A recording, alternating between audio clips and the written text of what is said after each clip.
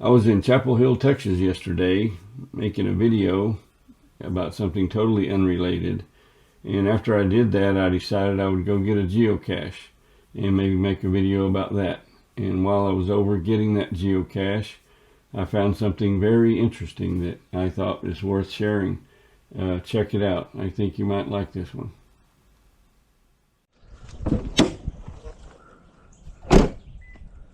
I'm going with my little GoPro on my head because the wind's not blowing very hard today. Might have a little bit of wind noise. If so, I'm sorry. It's just so handy. I could easily, the road takes you around and the geocache is over in that corner. But I need to get my steps in, right? So I decided to just park right here by the gate. And yeah, I'm gonna get recentered. I'm going to navigate. This geocache is called Travel to Jolly Goods Old Pal. Jolly Goods Old Pal. We are 435 feet away. And if you can see on there, it draws the blue line on the how to get there, the path I could cut across. It draws the line of traveling by the road. And since I need to get steps in, we'll just take the road, which is the long way, without cutting across. And I will probably do some more walking, maybe walk a mile or so around this cemetery after I find this geocache. If I find this geocache. Oops, you know what? I need a pen. I need to be able to log it. I'll be back. See, I'm out of practice. I've geocached so little in recent times, I've gotten rusty. Used to always know, had a pen with me everywhere I went, because for a couple of years there, I don't know exactly how long, pretty long time, it didn't matter what I was doing. If I was out and about, not asleep in bed or sitting in my desk, I was geocaching, looking. When I would travel, as I went through towns, I would check the app, see is there any cool geocaches around here. And it really helped me when I travel a lot for work.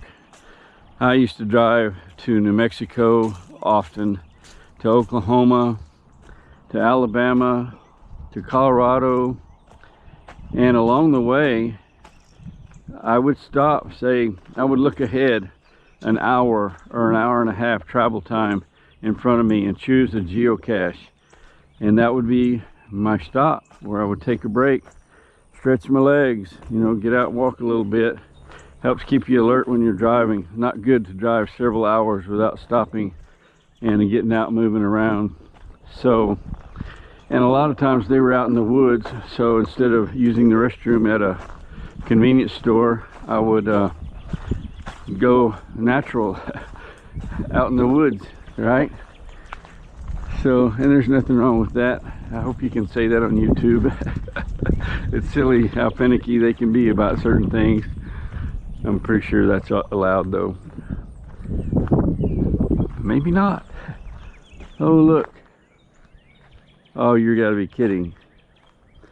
Somebody put up a sign that says, "Smile, you're on camera," out here in the boondocks at a cemetery. Maybe they got a game camera out here for grins. I wave at them. Hi. I ain't doing nothing wrong, so I don't mind being on camera. You know, it never fails. It felt like there was almost no wind when I got out of my vehicle. So I decided to use this little camera on my head. This doesn't have a port. You can't put an external microphone. You can't attach an external mic to this. So it is what it is. It makes it not the best if you're in really windy conditions. And the wind's blowing stronger than I thought it was. So hope this audio isn't horrible. And you know what? Years ago, while geocaching,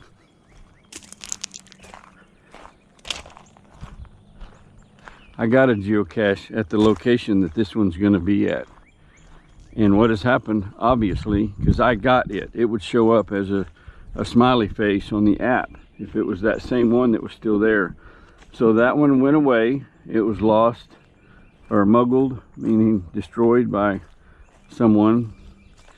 And someone has put a different geocache at that same location, or right near it, right up here in the corner. I have been here before and found and logged a geocache here before.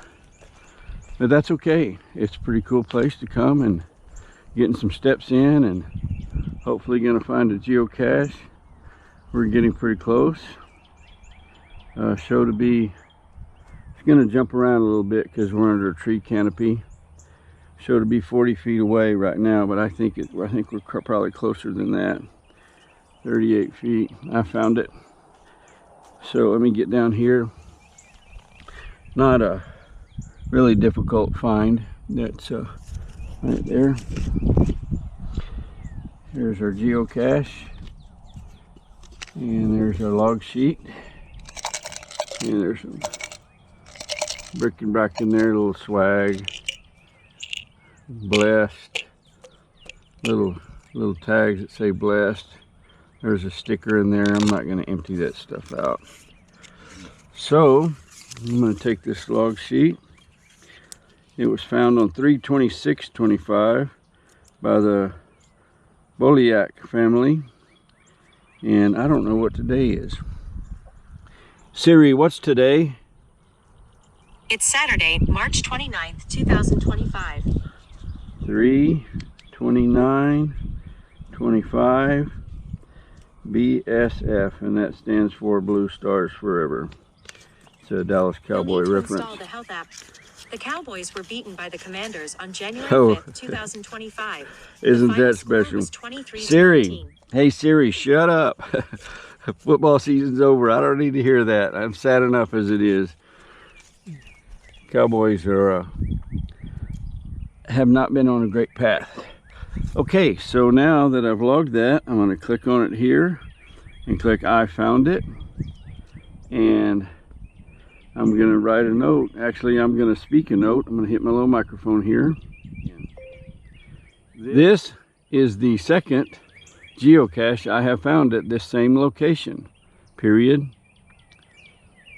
I am glad someone replaced the original one that was here, and I'm glad to be out and about geocaching on this beautiful spring day.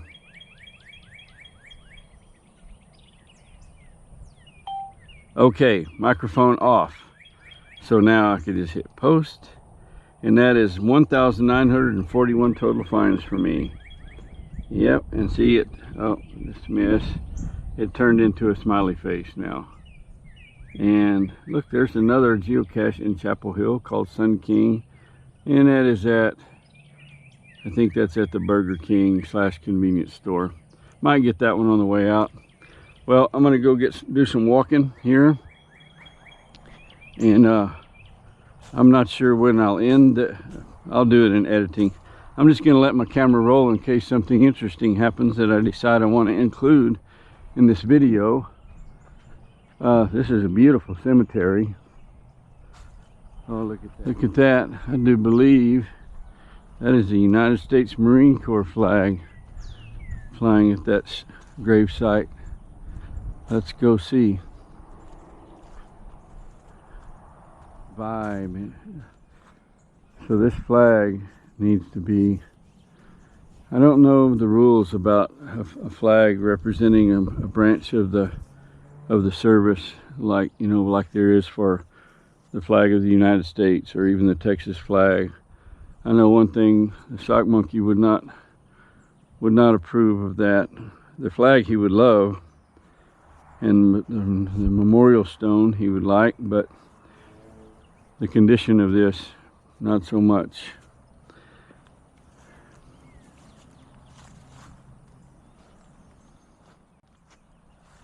So this is in memorial of Charlie Marvin Fellers, United States Marine Corps.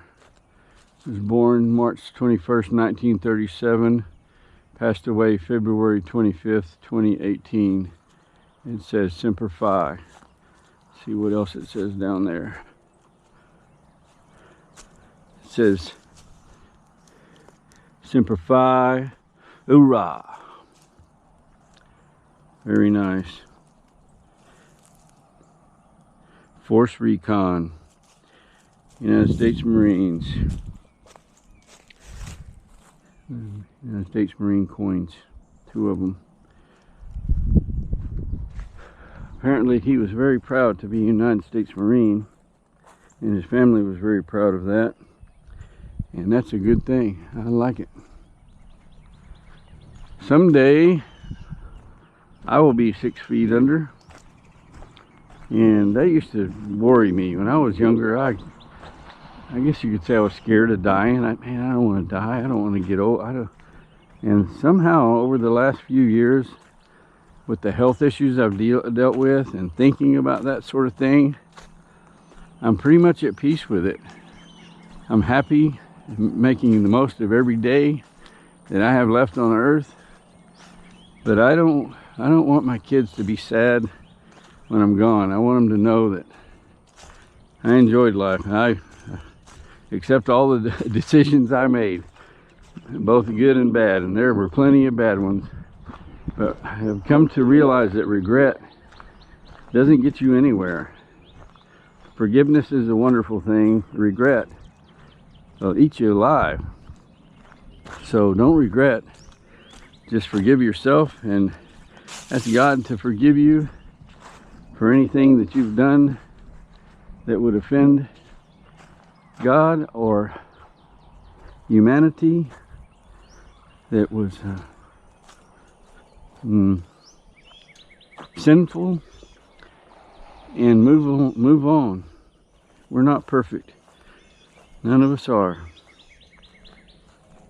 We make mistakes. We're human beings and we make mistakes, right? I'm in Chapel Hill, Texas at the Masonic Cemetery, and at this memorial stone, it says on the side of it, just prior to the fall of the Alamo, Colonel William Barrett Travis, commander, wrote to Mr. David Ayers concerning his 7-year-old son.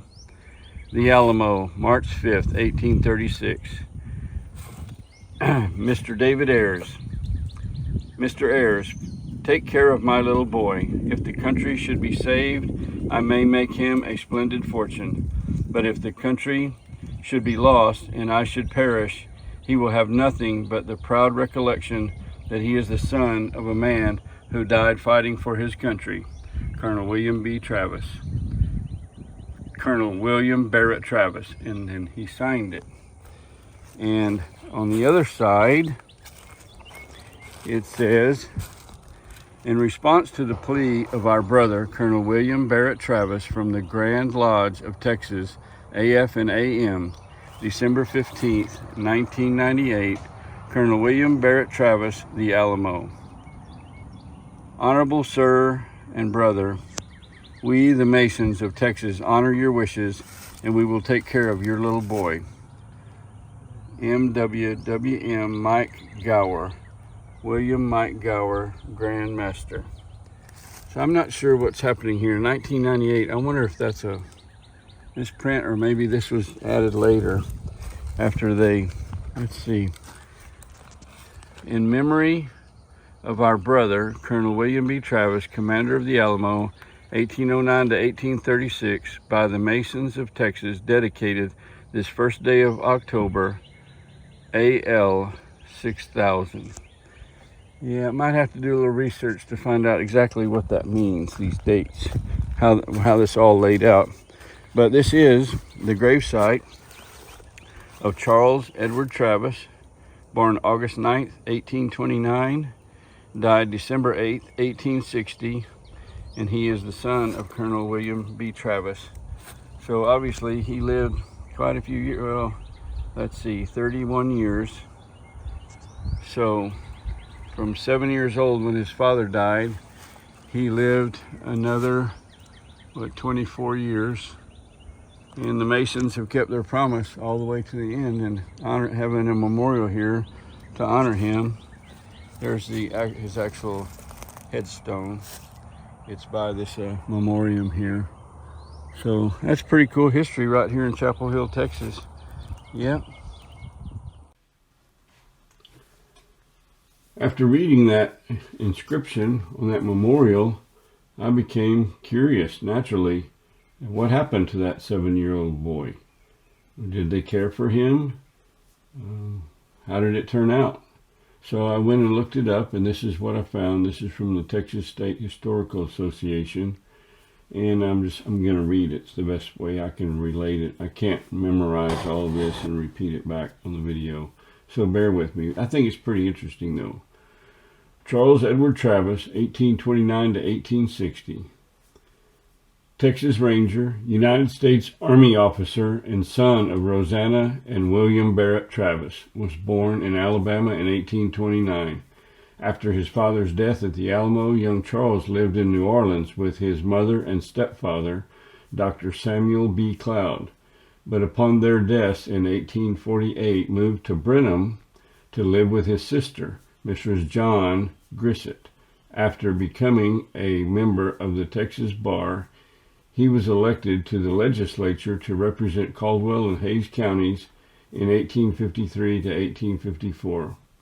He served briefly as a captain of Company E of the Texas Rangers, which was stationed at Fort Clark, and was commissioned captain in the 2nd United States Cavalry. On March 5, 1855, and appointed to the command of Company H, which he recruited at Evansville, Indiana. On August 6, 1855, he reported with his new command at Jefferson Barracks, Missouri, where 2nd Lieutenant Robert C. Wood, Jr. preferred charges of slander against him.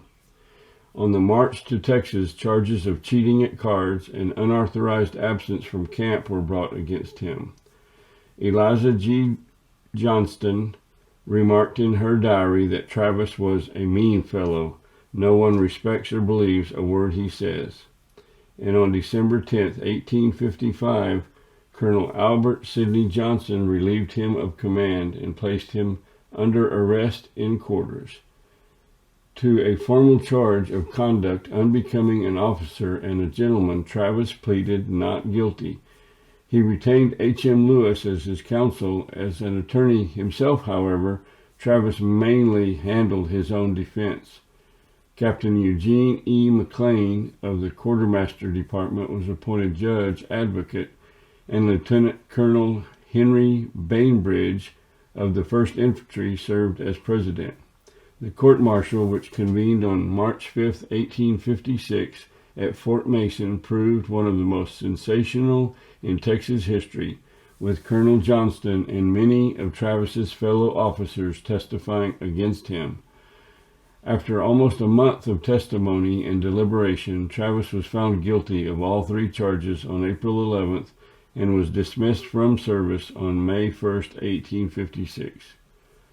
Claiming that the graduates of the United States Military Academy at West Point had discriminated against him as an appointee to the regiment from civilian life, Travis enlisted the assistance of the Texas legislature to help clear his name. A joint committee examined the testimony and recommended that he be publicly vindicated. On August 30th, 1856, the legislature issued a joint resolution stating that the sentence was not sustained by testimony, and requesting that President Franklin Pierce re-examine the proceeding and reverse the findings of the court-martial. When Pierce refused to reopen the case, Travis took the unwise step of attempting to force several of the officers who had testified against him to recant. This tactic led to a backlash of public sentiment against Travis, who thereupon returned to his sister's home in Washington County, where he died of consumption in 1860. William B. Travis's little boy was buried in the Masonic Cemetery in Chapel Hill. And we saw that. Was he guilty of what he was accused of? We may never know. He was found guilty, and some probably compadres of people that were closely aligned with him tried to exonerate him or felt like he hadn't been proven guilty. But there's the story of what happened to that 7-year-old boy that William Barrett Travis wanted them to take care of. The last letter that he wrote before the Alamo was overtaken and they were killed. So I just find it interesting history. That's it. May your troubles be few and your blessings be many. Have a wonderful rest of your day. God bless you. I'm out.